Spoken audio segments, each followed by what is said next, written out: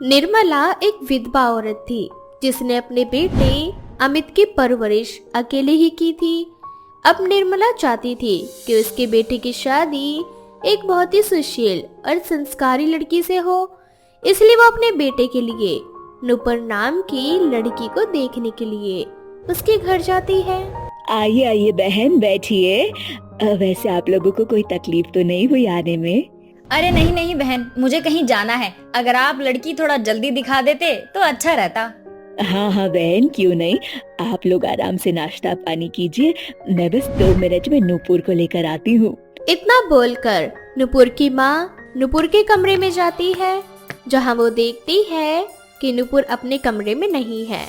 नुपुर को अपने कमरे में ना देखकर उसकी माँ की हालत खराब होने लगती है और वो जैसे तैसे करके निर्मला और उसके बेटे अमित को आधे एक घंटे बिठा कर रखती है। कुछ देर बाद खिड़की से नुपुर अपने कमरे में आती है।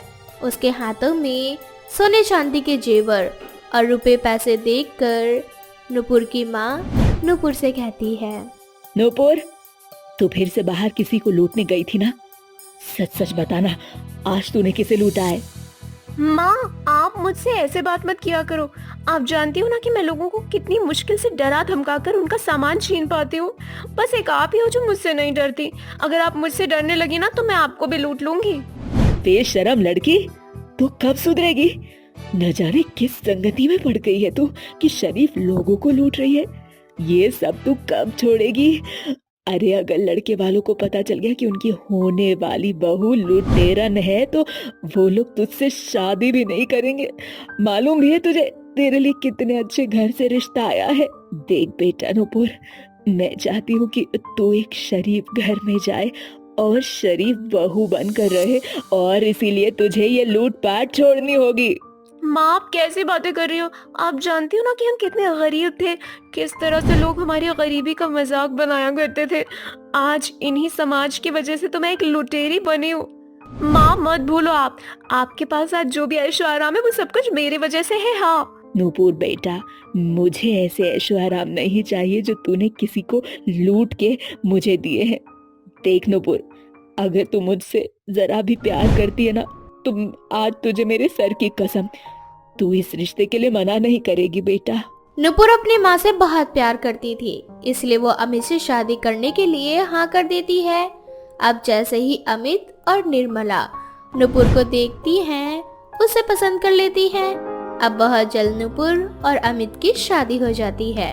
शादी होने के बाद नुपुर चाहकर भी लूटपाट नहीं कर पाती, क्योंकि उसका शादी के बाद घर से निकल पाना ही मुश्किल होता है। साला, जब से मेरी शादी हुई है मैं तो इस 4 दीवारी में कैद हो गई हूँ। कितने दिनों से मैंने लोगों को डराया धमकाया नहीं है और ना ही किसी को लूटा है। कुछ तो करना ही पड़ेगा नूपुर, ऐसे शरीफ बहू बनकर तो तू नहीं रह सकती। इतना बोलकर नुपुर अपना मेकअप करने लगती है और घर से बाहर जाने की तरकीब लगाने लगती है। तभी उसे अपने घर में से कुछ औरतों की आवाज सुनाई देती है। नूपुर बहन, अब मैं तुम्हें क्या बताऊं, कल कुछ गुंडे आ गए थे, पर वो तो भगवान का शुक्र है कि गुमनाम डाकू आ गई और उसने मेरी गुंडों से जान बचा ली। अच्छा, फिर क्या हुआ? फिर होना क्या था, तुम तो जानती हो ना गुमनाम डाकू कितनी बहादुर और होशियार है। किस तरह से वो अकेले ही सभी गुंडे चोर बदमाश लोगों से निपट लेती है। हर बार की तरह उसने मेरी भी जान बचाई। ये तो बहुत अच्छी बात है बहन। मैं तो चाहती हूँ कि मेरी मुलाकात भी गुमनाम डाकू से हो। सुमित्रा अपने पड़ोसन से बात कर ही रही होती है कि तभी पड़ोसी आंटी की आवाज सुनकर नुपुर बाहर आती है। माँ जी, आंटी जी, और आप किस डाकू के बारे में बात कर रहे हो? कौन है ये गुमनाम डाकू? अरे नुपुर बहू, तुम नहीं जानती, पिछले 20 साल से गुमनाम डाकू बिना चेहरा और अपनी पहचान बताए हम गाँव वालों की मदद कर रही है। तुम्हें पता है, तुम्हारा पति अमित जब यहाँ आया था तो वो सिर्फ 5 साल का था। उसके आने के कुछ दिनों बाद ही हमारे गांव में गुमनाम डाकू आई, और जब से वो हमारे गांव में आई है तब से हमारे गांव के सभी गुंडों की छुट्टी कर दी उसने। आखिर ये गुमनाम डाकू है कौन? अगर वो इस गांव में है तो मेरा लोगों को लूट पाना मुश्किल हो सकता है। एक तो ऐसे ही मैंने कुछ दिनों से किसी को नहीं लूटा, मेरे सारे पैसे मेकअप का सामान खत्म होने को है, ऊपर से एक गुमनाम डाकू। पहले मुझे इस गुमनाम डाकू को ढूंढ के अपने रास्ते से हटाना होगा, पर उससे पहले मुझे एक बार किसी न किसी को लूटना होगा। नुपुर गहरी सोच में डूबी होती है। उसे सोच में डूबा हुआ देख निर्मला की पड़ोसन जानबूझकर एक कांच का गिलास तोड़ देती है और जोर जोर से हंसने लगती है। हंसती भी क्यों नहीं, आखिर वो नुपुर को डराना जो चाहती थी और उसमें वो कामयाब हो चुकी थी। अरे निर्मला, तुम्हारी बहू कितनी डरपोक है। मैंने एक कांच का गिलास क्या तोड़ा, इसका तो सपना ही टूट गया।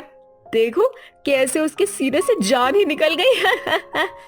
वो सब तो ठीक है बहन, लेकिन तुम नुपुर को किसी और तरीके से भी डरा सकती थी, लेकिन तुमने बेकार में ही मेरा नुकसान करा दिया।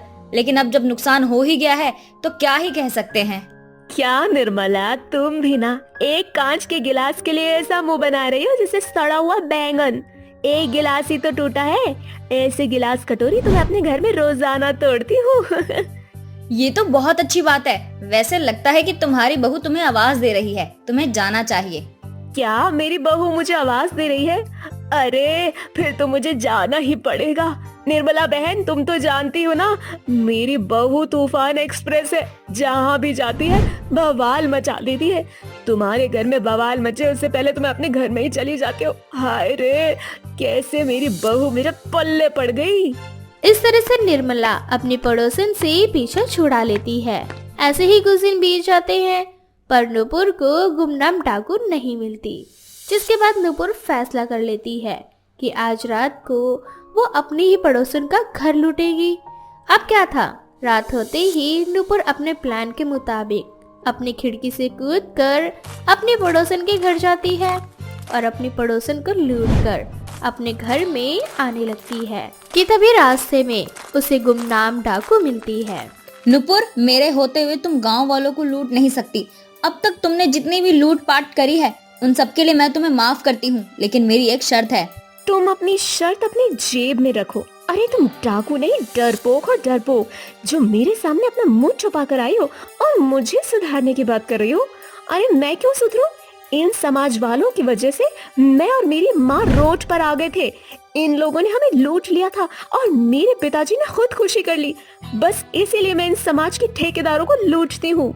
जिस समाज से तुम इतनी नफरत करती हो ना और उन्हें लूटना चाहती हो, उसी समाज ने मुझे इस गांव में सहारा दिया था। आज इन्हीं की बदौलत मैं अपने बेटे को पाल पाई हूँ। इसलिए मैं चाहती हूँ कि मेरे गांव वालों को कोई भी परेशानी ना हो।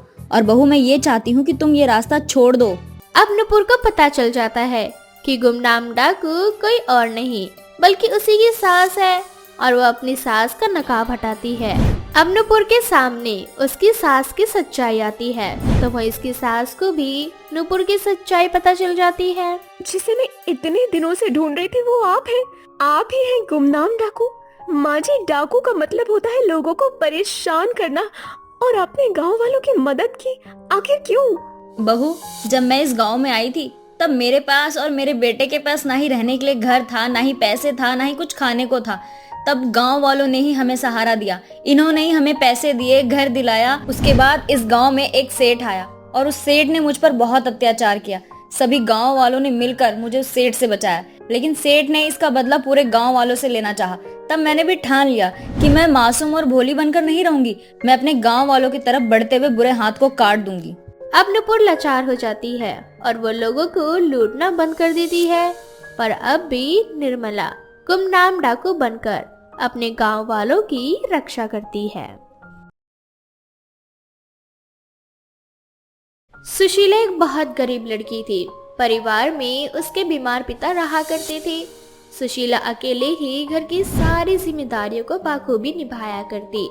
सुशीला में लेकिन एक कमी थी कि उसकी गर्दन काफी लंबी थी, जिसकी वजह से उसके आसपास के लोग उसका बहुत मजाक बनाया करते थे। लेकिन कभी भी सुशीला ने अपनी लंबी गर्दन को अपनी कमजोरी बनने नहीं दिया।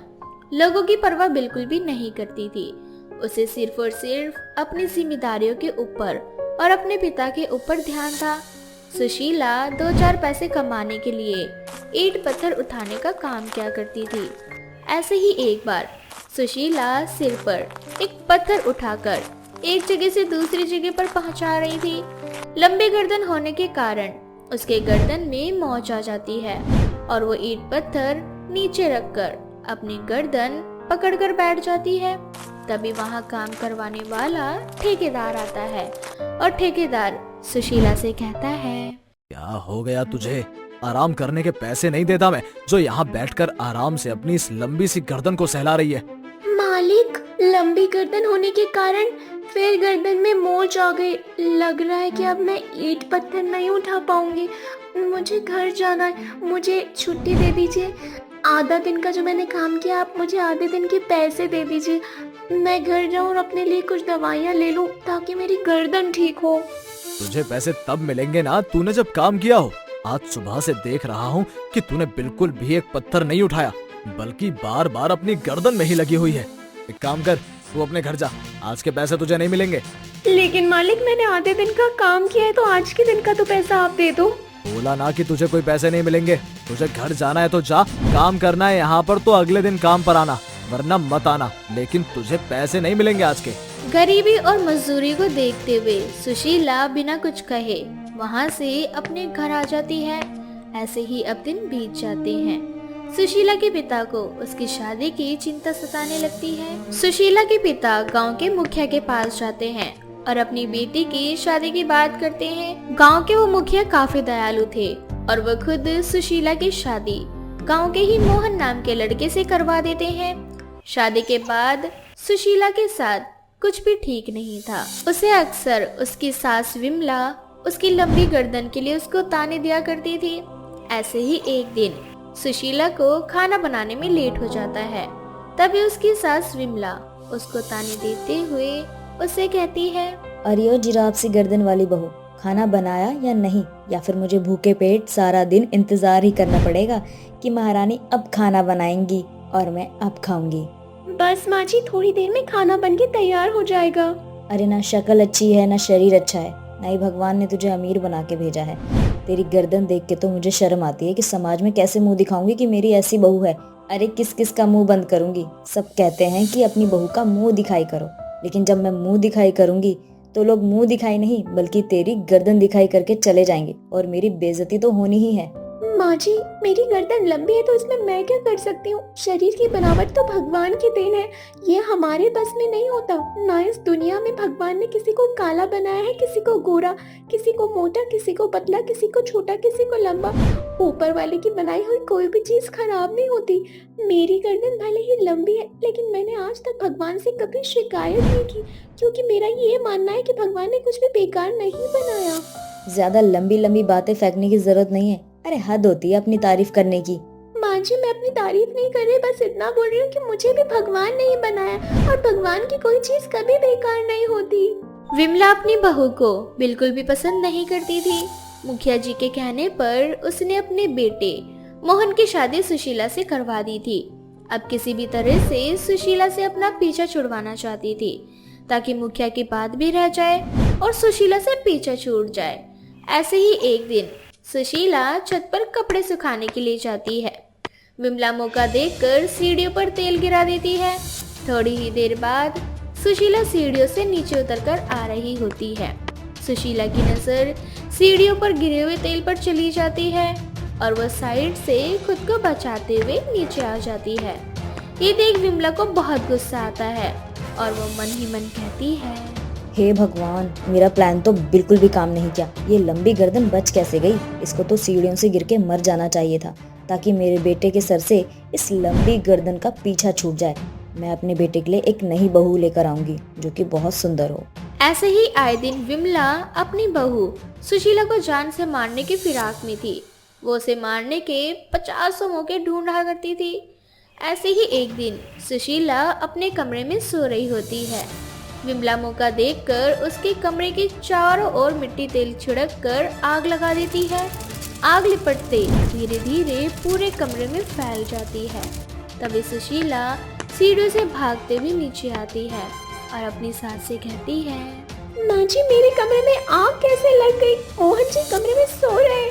हे भगवान, ये सब कैसे हो गया? कुछ भी करके मोहन जी को बचा लो। ये सुनकर विमला के पैरों तले जमीन खिसक जाती है, क्योंकि कमरे में उसकी बहू नहीं बल्कि उसका बेटा सो रहा था। अब विमला की जान अटक पड़ी थी, क्योंकि अपने ही बेटे को बहू समझकर उसके चारों ओर उसने आग लगा दी थी। ये देख विमला को बहुत रोना आता है और उसे अपनी गलती का एहसास होता है कि जो दूसरे के लिए गड्ढा खोदता है आखिरकार वो ही उस गड्ढे में गिर जाता है।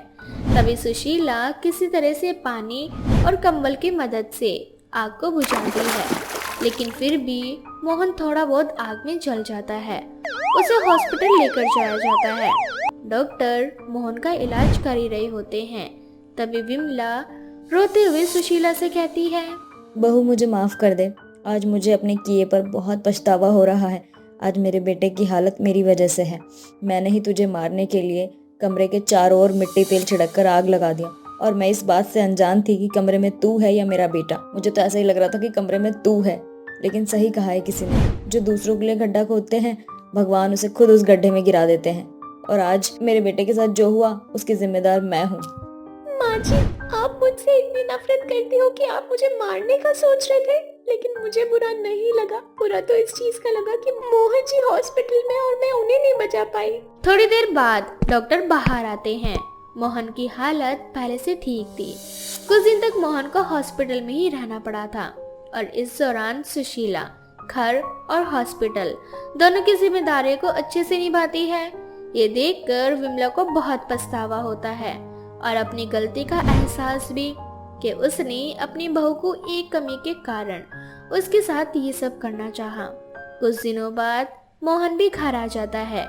मोहन के घर आने के बाद सुशीला अपनी सास से कहती है, माँ जी, आप मुझसे वादा करो कि मोहन जी को आप इस बारे में कुछ नहीं कहेंगे कि आपने मुझे मारने के लिए कमरे में आग लगाई थी और उसी वजह से उनकी ये हालत है। अगर उनको ये पता चला तो उन्हें बहुत बुरा लगेगा और मैं नहीं चाहती कि एक माँ और बेटे के बीच में दरार आए। तू कितनी अच्छी और संस्कारी बहू है। मैंने हमेशा तेरा बुरा चाहा और आज मुझे खुद पे बहुत ज्यादा शर्मिंदगी महसूस हो रही है बहू। इस तरह से विमला को अपनी गलती का एहसास होता है और वो अपनी बहू से माफी मांगती है, जिसके बाद उसकी बहू उसे माफ भी कर देती है और अब हंसी खुशी वो सब अपने जीवन में आगे बढ़ते हैं। सीता नाम की एक गरीब विधवा औरत नदी में कूदने ही जा रही होती है कि तभी रास्ते में वो एक बूढ़ी औरत को बच्चा लेकर भागते हुए देखती है। ये देख सीता बड़ी हैरान होती है और मन ही मन सोचती है, ये बूढ़ी औरत इस तरह से इस बच्चे को लेकर कहाँ भाग रही है? कहीं औरत बच्चा चोर तो नहीं? ये सोच सीता उस औरत को रोकती है और उससे बोलती है, अम्मा, कौन हो तुम और इस बच्चे को अपने साथ लेकर कहाँ जा रही हो? देखो, मेरा रास्ता छोड़ दो और मुझे जाने दो। नहीं, मैं तुम्हें कहीं नहीं जाने दूंगी। मैं समझ चुकी हूँ, तुम इस बच्चे को उसके माता पिता से अलग कर रही हो ना हो तुमने इस बच्चे की चोरी की है। ये क्या कह रही हो बेटी तुम? भला मैं अपने पोते की चोरी क्यों करूंगी? देखो बेटा, मुझे जाने दो। मुझे अपने पोते को एक सुरक्षित जगह पे रखना है ताकि वो लालची गुंडे मेरे पोते तक ना पहुंच सके, क्योंकि मेरा पोता कोई साधारण इंसान नहीं है बल्कि एक जादुई बच्चा है जो कि अब अनाथ हो चुका है। मैं कुछ समझी नहीं अम्मा, कौन इस बच्चे के पीछे पड़ा है? आप मेरे साथ घर चलिए और आराम से बैठकर मुझे सारी बात बताइए। क्या पता मैं आपकी कोई मदद कर सकूं। इस तरह से सीता उस बच्चे और उस बूढ़ी औरत को अपने घर ले जाती है। अब जैसे ही वो बूढ़ी औरत अपने बारे में सीता को बताने जाती है, तभी सीता देखती है कि बच्चा भूख से रो रहा है। पर ये क्या, उस बच्चे के आंखों से आंसू ना निकलकर चांदी के सिक्के निकल रहे थे। ये देख सीता हैरान हो जाती है, उसे अपनी आंखों पर विश्वास नहीं होता। और तभी बूढ़ी अम्मा सीता से बोलती है, बेटा, तुम ये जो कुछ भी देख रही हो ना, ये सच है। मेरा पोता कोई साधारण नहीं बल्कि एक जादुई बच्चा है। जब ये बात उन लालची गुंडों को पता चली तो उन्होंने मेरे मासूम बच्चों के माता पिता को मार डाला और फिर इसकी जान के पीछे पड़ गए। मैं तब से अपने पोते को लेकर यहाँ से वहाँ भाग रही हूँ, लेकिन मुझे लगता है कि मैं ज्यादा समय तक अपने बच्चे की हिफाजत नहीं कर पाऊंगी। इसलिए मैं चाहती हूँ कि अब तुम मेरे पोते का ख्याल रखो। पर मैं आपके पोते का ख्याल कैसे रखूं? मैं तो खुद एक गरीब दुखियारन हूँ जो अपने दुखों से छुटकारा पाने के लिए मरने जा रही थी। पर इस बच्चे की मासूमियत देख न जाने मुझे क्या हुआ जो मैंने आपकी मदद करने की सोची। बेटा, जब तुमने मेरी मदद करने की सोची ही है तुम मेरी मदद कर दो। देखो मेरे पास ज्यादा समय नहीं है, मैं बस कुछ ही समय की मेहमान हूँ। तुम्हारा घर मेरे गांव से बहुत दूर है। अगर तुम मेरे पोते को अपना बेटा बना लो तो इस अनाथ बच्चे को एक माँ का प्यार मिलेगा और एक गरीब विधवा माँ को औलाद का सुख मिल जाएगा। उस बूढ़ी औरत की बात सुनकर सीता मान जाती है और बूढ़ी औरत उन गुंडों को चकमा देने में सफल हो जाती है, परंतु वो गुंडे उस बूढ़ी औरत को मार देते हैं। उसके बाद उन गुंडों को कभी भी उस जादुई बच्चे के बारे में कुछ पता नहीं चलता। तो वहीं दूसरी ओर सीता उस जादुई बच्चे का खूब अच्छे से ख्याल रखती है और उसकी जादुई शक्तियां देखकर बड़ी हैरान होती है। अब समय यूं ही बीतता जाता है और छोटा सा बच्चा 3 साल का हो जाता है। 3 साल का बच्चा, जिसका नाम सीता ने सोहित रखा था, वो काफी शैतान हो जाता है और एक दिन जब सीता काम पर से घर आती है तो सोहित बिस्तर पर बैठे बैठे अपनी जादुई शक्ति की मदद से खाना बना रहा होता है। ये देख सीता सोहित से बोलती है, मेरा बच्चा अभी सिर्फ 3 साल का है और इतनी सी उम्र में उसके पास इतनी सारी जादुई शक्ति है। अगर इस गांव में किसी को पता चल गया कि मेरा बच्चा जादुई है तो सब इसकी जान के पीछे पड़ जाएंगे। अब मैं क्या करूं? जैसे जैसे तो ये बड़ा हो रहा है, इसकी जादुई शक्तियां भी वैसे वैसे बढ़ रही हैं। जहाँ सीता ये सब कुछ सोच ही रही होती है तो वहीं दूसरी ओर सोहित अपनी जादुई शक्तियों से घर को बेहद खूबसूरत सजा लेता है और अपनी माँ के लिए अपनी जादुई शक्ति से नए नए कपड़े भी ला देता है। ये देख सीता की चिंता और बढ़ती है और वो निश्चय कर लेती है कि वो अपने बेटे के साथ इस गांव को छोड़कर जंगल में ही रहेगी।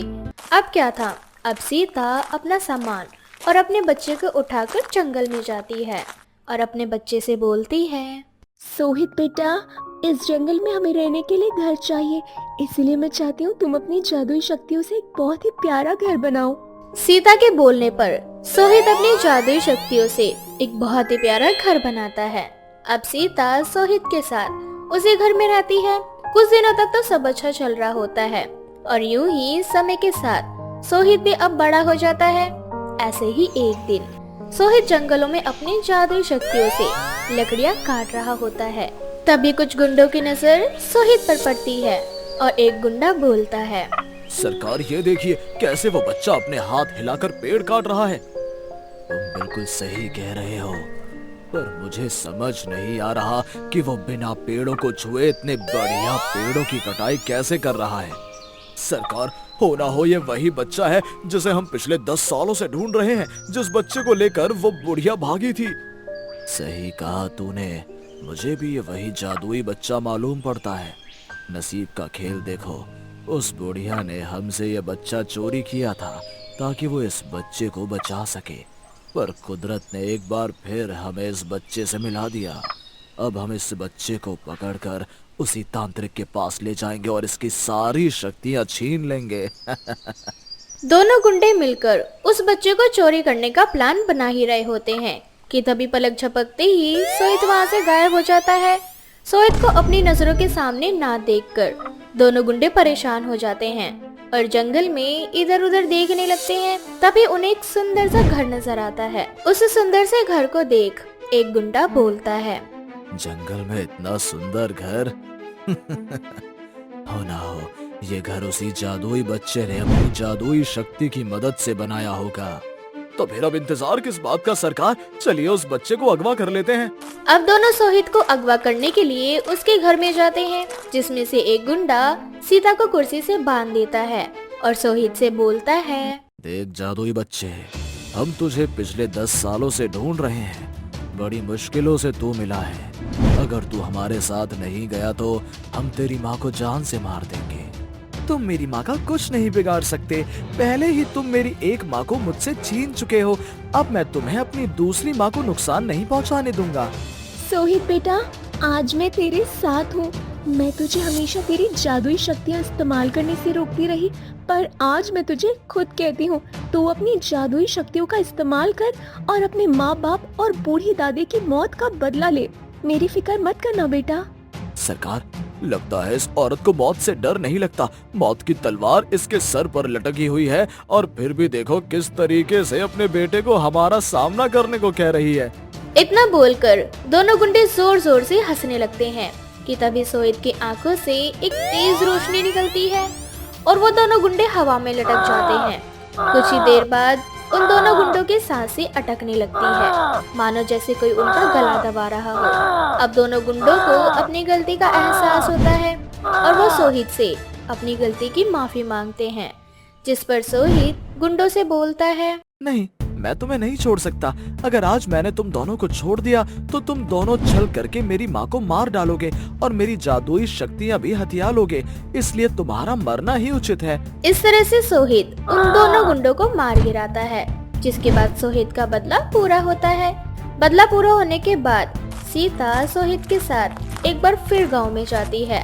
अब सोहित भी समझदार हो चुका था, इसलिए वो अब अपनी जादुई शक्तियों की मदद से गांव वालों को भला करता है, पर गांव वाले सोहित की जादुई शक्तियों से अनजान रहते हैं।